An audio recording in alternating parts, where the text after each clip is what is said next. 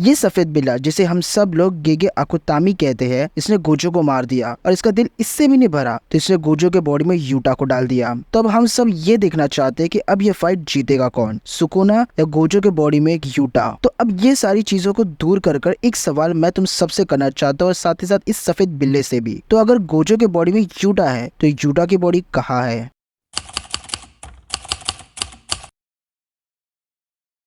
ये पूरा वीडियो एक थ्योरी पे बेस है और इस पर सारे ओपिनियंस मेरे खुद के हैं। तो मुझे कमेंट करके जरूर बताना कि तुम्हें मेरे ओपिनियंस कैसे लगे। गोजो के बॉडी में यूटा को डालकर और सुकुना के साथ फाइट कराकर इस सफेद बिल्ले ने हम सबका ध्यान किंजाकू से दूर कर दिया। तो सबसे पहले ये समझ लो कि एक्चुअली हो क्या रहा है। यूटा का जो ब्रेन है अब वो गोजो के बॉडी में है, तो अभी यूटा की बॉडी है कहाँ? चैप्टर 251 में यूटा और सुकुना की फाइट हो रही थी और उस फाइट के बाद हमने यूटा को नहीं देखा। फिर हम देखते यूटा को सीधा चैप्टर 261 में एक स्ट्रेचर पर जो अपना ब्रेन एक्सचेंज करने की तैयारी कर रहा था और उसमें यूटा कामयाब भी हो जाता है। और एक डेड बॉडी जिसके अंदर कोई ब्रेन नहीं है उसका फायदा बस एक ही बंदा उठा सकता है और वो है किंजाकू। और चैप्टर 249 में यूटा ने किंजाकू का सर काट दिया। कर्स टेक्निक की वजह से किंजाकू वहां से भाग पाया, लेकिन किंजाकू ने सिर्फ अपना सर बचा पाया, यानी गेटो का सर बचा पाया। तो यहाँ पर किंजाकू दो चीजें कर सकता है, एक तो गेटो की बॉडी को रिकवर करना या फिर कोई न्यू बॉडी ढूंढना। और आई थिंक इस समय किंजाकू को यूटा की बॉडी पाना काफी आसान होगा और शायद से यूटा की बॉडी किंजाकू के लिए सही भी है, क्योंकि किंजाकू का जो रियल प्लान है जापान के सारे लोगों को टेंजिन के साथ मर्ज करना, लेकिन इसके लिए किंजाकू के पास बहुत सारी कर्स एनर्जी होनी चाहिए जो यूटा से किंजाकू को मिल सकती है। और अगर तुम्हें नहीं पता कि किंजाकू का रियल प्लान क्या है तो मेरे इस वीडियो को देखो, तुम्हें सारी चीजें समझ में आ जाएगी। और मैं तुम्हें सच में रिकमेंड करता हूँ कि इस वीडियो के बाद ये वीडियो जरूर देखना।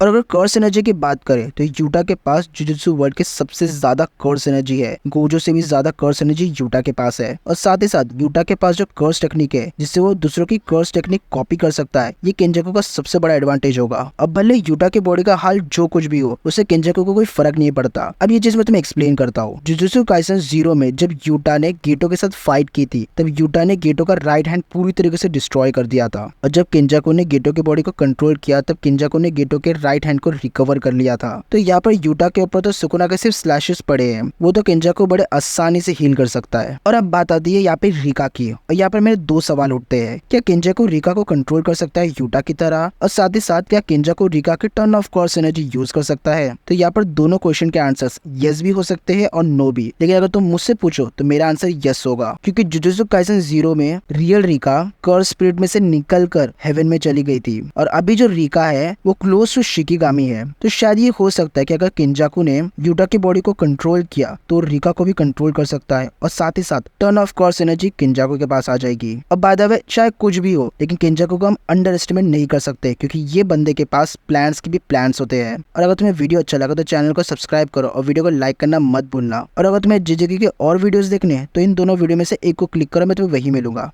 बाय।